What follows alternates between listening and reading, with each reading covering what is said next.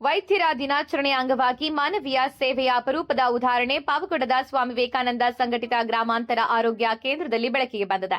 ಚಿತ್ರದುರ್ಗ ಜಿಲ್ಲೆಯ ಚಳ್ಳಕೆರೆ ತಾಲೂಕಿನ ಕ್ಯಾದಿಗುಂಟೆ ಗ್ರಾಮದ 50 ವರ್ಷದ ವರಲಕ್ಷ್ಮಮ್ಮ ಅವರು ಉಸಿರಾಟದ ತೊಂದರೆ ಹಾಗೂ ತೀವ್ರ ದುರ್ವಾಸನೆಯೊಂದಿಗೆ ಆಸ್ಪತ್ರೆಗೆ ದಾಖಲಾಗಿದ್ದರು. ತಕ್ಷಣ ಪರೀಕ್ಷೆ ನಡೆಸಿ ಕಿವಿ, ಮೂಗು, ಗಂಟಲು ತಜ್ಞೆ ಡಾಕ್ಟರ್ ಚಂದ್ರಕಲಾ ಜಿಆರ್ ಅವರು ವಿಳಂಬ ಮಾಡದೆ ಶಸ್ತ್ರಚಿಕಿತ್ಸೆ ನಡೆಸಿ ರೋಗಿಯ ಮೂಗಿನಿಂದ ಸುಮಾರು 200 ಗ್ರಾಂಗೂ ಅಧಿಕ ತೂಕದ ರೈನೋಲಿತ್ ಎನ್ನುವ ಅಪರೂಪದ ಕಲ್ಲಿನಂತಹ ಗಡ್ಡೆಯನ್ನ ಯಶಸ್ವಿಯಾಗಿ ಹೊರತೆಗೆದಿದ್ದಾರೆ. ವೈದ್ಯರ ಮಾಹಿತಿ ಪ್ರಕಾರ ಕಳೆದ 3 ವರ್ಷಗಳಿಂದ ರೋಗಿಯ ಎಡಮೂಗಿನ ಹೊಳ್ಳೆಯಲ್ಲಿ ಈ ಗಡ್ಡೆ ನಿಧಾನವಾಗಿ ಬೆಳೆದು ಉಸಿರಾಟದ ತೊಂದರೆ ಮತ್ತು ತೀವ್ರ ದುರ್ವಾಸನೆ ಉಂಟುಮಾಡುತ್ತಿತ್ತು.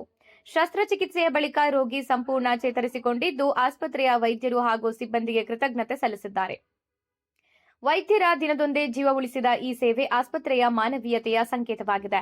ಸಂಸ್ಥೆಯ ಮುಖ್ಯಸ್ಥರಾದ ಪೂಜ್ಯ ಸ್ವಾಮಿ ಜಪಾನಂದ ಜಿ ಅವರ ಮಾರ್ಗದರ್ಶನದಲ್ಲಿ ಆಸ್ಪತ್ರೆ ಗ್ರಾಮೀಣ ಜನರಿಗೆ ಗುಣಮಟ್ಟದ ಆರೋಗ್ಯ